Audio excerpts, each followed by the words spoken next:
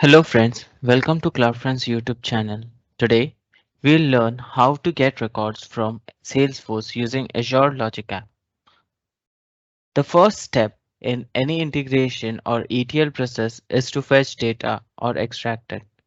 Azure Logic Apps is a cloud-based platform for creating and running automated workflows that integrate your apps, data, services, and systems. With this platform, you can quickly develop highly scalable integration solutions for your enterprise and business to business scenarios. In this video, we will learn how you can easily work with Salesforce data using Azure Logic Apps in two ways. First, using built-in Salesforce Get Records connector in Azure Logic Apps. Prerequisites for this is you need a Salesforce account and the login credentials.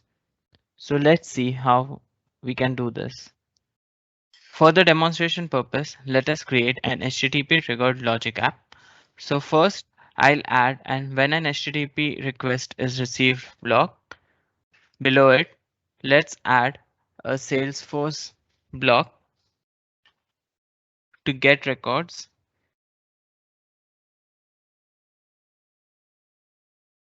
Select your environment and the Salesforce API version.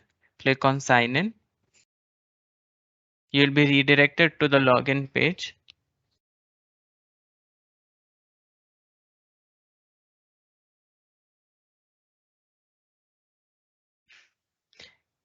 Select your account.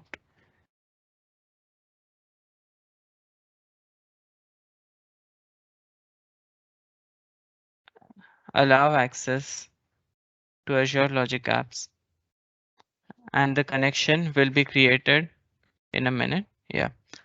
So now select the entity which you want to get the records for.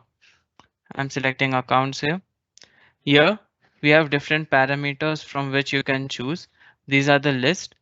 So the different parameters include select query, which is used to select specific fields, a filter query, which is used to add a filter condition for records to be fetched. Note that this is an OData filter query. To understand how you can write the OData expressions, refer to the link in the description. Also, there is a top count parameter to specify the total records to be fetched. By default, it is set to all. Skip count is used to specify the number of entries to skip. By default, it is set to 0. An order by parameter is used to add an OData order by query for specifying the order of entries. Now moving back to our logic app, let's select filter query, top count, and the select query as the parameters. In the filter query, I'm adding billing city equals Madrid to get the records only whose billing city is Madrid. I just want the top two records, so I have specified top count as 2. And in select query, I want the name and the billing city fields. I'm adding that. Now just save and let us run the logic app and check our output.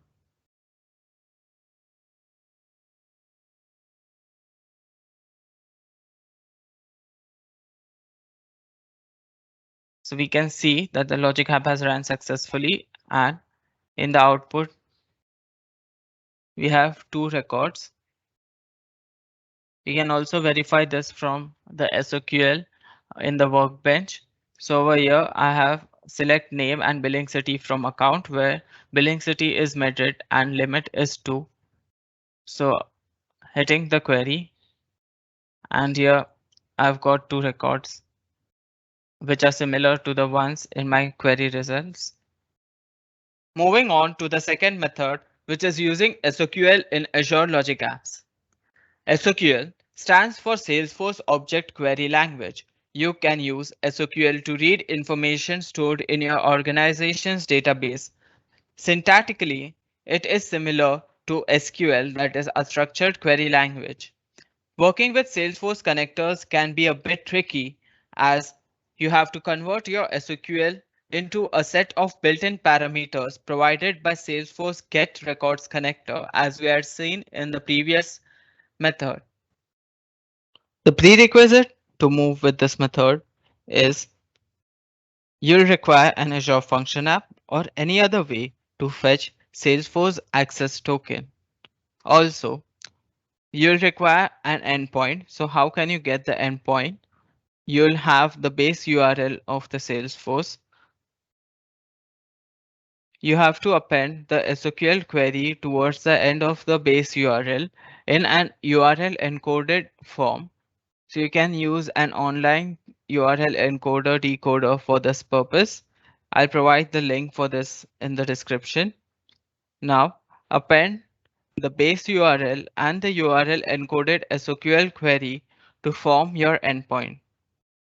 I'll give you a demonstration for this one as well. So here we have an Azure Function app which returns us the access token for the Salesforce. It is an HTTP triggered function. So if I hit run, I'll get the access token as a part of the body. Here we have the access token. Now to design the logic app, again, I'm creating an HTTP triggered logic app. So adding when an HTTP request is received block, and below it, now I'll add an Azure function block and select the Azure function. So my access token function I'm selecting here.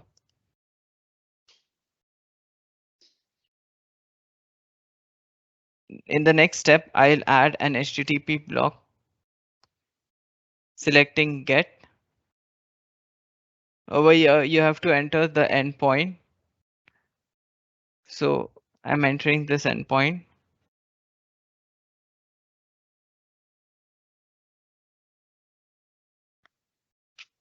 Remember to add the authorization in the header along with the bearer token.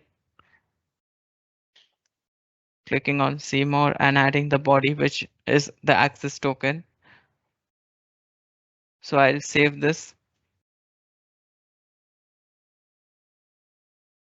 and test it.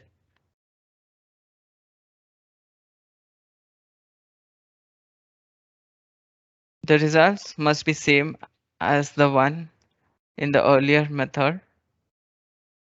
So here we have two records which we had checked earlier on the workbench as well. So this SQL query is directly implemented in Azure Logic App, and with the help of which you can also handle complex SQL queries